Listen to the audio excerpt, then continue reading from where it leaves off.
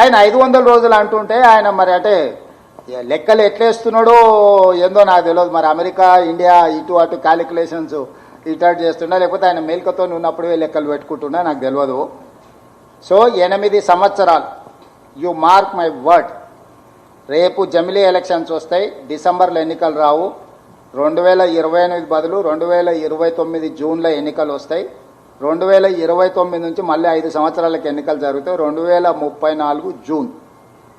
ఈరోజు నేను చెప్తున్నా నవంబర్ 9, 2025, 2034 జూన్ నెల వరకు కాంగ్రెస్ పార్టీ తెలంగాణలో అధికారం ఉంటుంది.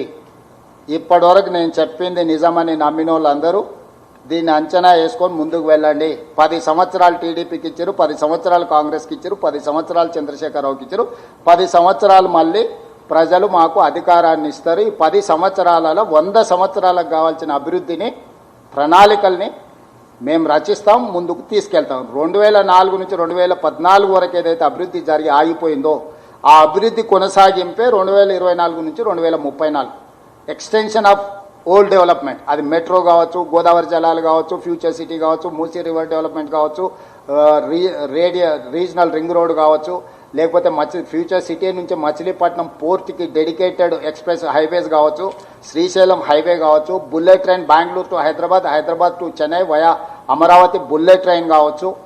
వీటన్నిటినీ ఈ 10 సంవత్సరాలలో 100%, అంటే ఇంకా 2 ఏళ్ళు అయింది, 8 ఏళ్లలో 100% ఇవన్నీ పూర్తి చేసి ఒక 100 సంవత్సరాలకు అవసరమైన అభివృద్ధి ప్రణాళికలను ప్రజలకు అంకితం చేసే బాధ్యత కాంగ్రెస్ పార్టీ తీసుకుంటుంది. సూరజ్, మహిళలకు కూడా అంటే మా కమిటీ మెంబర్స్ వాళ్ళ క్లాస్లో ఇద్దాం. మేనేజ్మెంట్ కోట సార్ నమస్తే. ఇప్పుడు మనము ఎలక్షన్స్ ముందు కొన్ని హామీలు ఇచ్చినాము, ఏర్పాటైన తర్వాత మనం తీసుకుంటున్న ఎజెండా వేరుగా పోతుంది. ఇన్ని లక్షల కోట్ల ప్రాజెక్టులు మనం ప్రభుత్వం ఏర్పడిన తర్వాత ప్రకటిస్తున్నప్పుడు 1-2 మినహా హామీలేం కొద్దిగా ముందు పోతున్నట్టు అనిపిస్తలేదు. వాటిపైన ఎందుకు దృష్టి పెట్టట్లేదు ఒకటి. రెండవది, ఇప్పుడు అనివార్యం కనుక జూబ్లీహిల్స్ ఎలక్షన్స్ గురించి మాట్లాడుకుంటాం, కానీ పంచాయతీ ఎలక్షన్స్ గురించి ఇప్పటివరకు ఎందుకు లేదు? గ్రామాలన్నీ కూడా పారిశుద్ధ్యం లేక మొత్తం మురుగెత్తుకుపోయిన పరిస్థితి ఉంది, చాలా ఆందోళనకరమైన పరిస్థితి ఉందని చెప్పేసి కూడా ఒక ఫీడ్బ్యాక్ వస్తుంది అక్కడ నుంచి. ఈ రెండింటిపైన కొంచెం అంటే మీరు సూరజ్ శర్మ కాబట్టి బీసీలకు వ్యతిరేకమేమో, 42% బీసీలకు రిజర్వేషన్లు ఇద్దామని